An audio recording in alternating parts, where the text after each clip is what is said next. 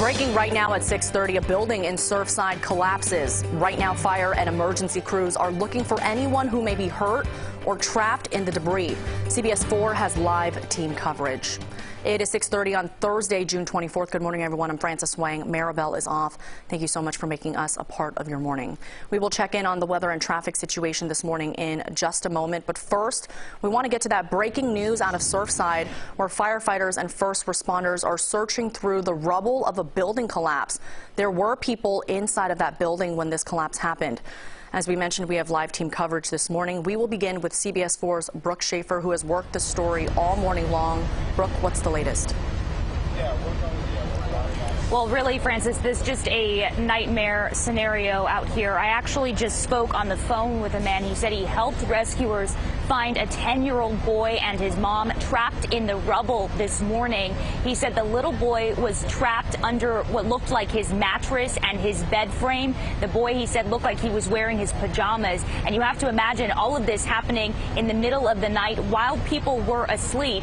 And as of the last hour or so, we have been watching fire rescue crews go floor by floor in the part of the building that is still standing, rescuing people from their balconies. We do have video from Chopper 4, I believe, still over the scene, giving you a look at some of the damage out here, really the catastrophe here in Surfside. This is about 87th, 88th, and Collins Avenue. At this point, we don't know exactly how many people were in the building or might still be inside this building. But again, we have seen crews rescuing people. We actually have video of those rescue crews finding a young boy this morning, helping him to safety. At this point, Francis, we can confirm, sources tell CBS 4, at least one person has died. We know at least 9 people were taken to the hospital. We did speak with a man who lives next door. He said he heard a commotion this morning and then looked outside his window. The building shook, and then I looked out the window and you couldn't see. I thought it was like a storm or something coming in, and then what happened was when the dust cleared, there was the back half of the building, or back 2/3 of the building was gone. It's down to the ground. All right, so here's another look from Chopper 4, another bird's eye view of this building. Again, as we kind of process what witnesses are telling us, about 2/3 of the building collapsed. And again, people were inside this building when that happened. All of this happening overnight as people were sleeping. Again, we are starting to hear, as the morning goes on now, witness accounts from people saying they helped rescuers get to people trapped in the rubble, people who had been sleeping, who were wearing their pajamas. Really, again, like I said, Francis, a nightmare situation, and I really don't think that's an understatement out here. What we can confirm for you as far as numbers, we know at least one person dead, at least 9 people taken to the hospital. This, no doubt, going to be a very long morning as rescue crews continue to search through the building. Francis, I'll send it back to you. Oh, yeah, Brooke, as you mentioned, nightmare scenario, certainly not an understatement. Can we talk about the massive response this morning? As you know, more than 80 Miami-Dade fire rescue units showed up this morning, as well as agencies assisting from everywhere from Miami Beach to Broward counties. Ted had mentioned that the Broward County units were relieved. Is it still a massive response where you are? Obviously, the focus now on the search and rescue efforts. Yeah, I would say it's still a really massive response out here. We haven't really seen a lot of change as far as movement with fire trucks or police officers out here. Really, they have us kind of pushed back a little bit. We're about a block and a half away from the building itself. And we have been seeing, like I mentioned, fire crews going to different balconies and rescuing people.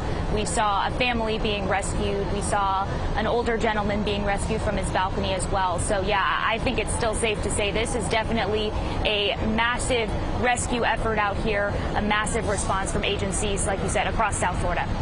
And from your perspective, Brooke, obviously the part of the building that is still intact, a lot of the people you said being rescued from their balconies seem to be okay, but you can't really see where they're going after being rescued. Is that correct?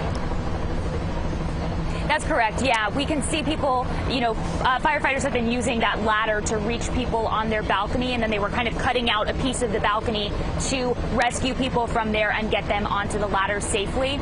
And from what we saw, the people we saw being rescued, they were okay. They didn't seem like they had any injuries. They were walking themselves, onto the ladder. They didn't have to be carried by firefighters. But you can imagine this is certainly a traumatic morning for people who live in this building. And so I don't know if any of those people were taken to the hospital, but you can imagine they are certainly going to be looked at by firefighters before they're free to go.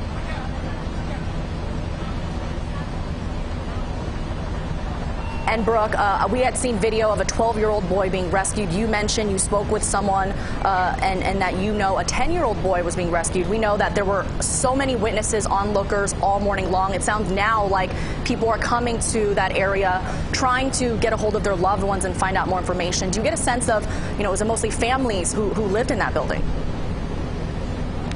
Yeah, there definitely are families who live in this building, because we saw one of them being rescued from their balcony this morning. And yeah, I spoke with a man who said he, tried to help rescue a 10-year-old boy from the rubble this morning. He said he wasn't able to get him out himself.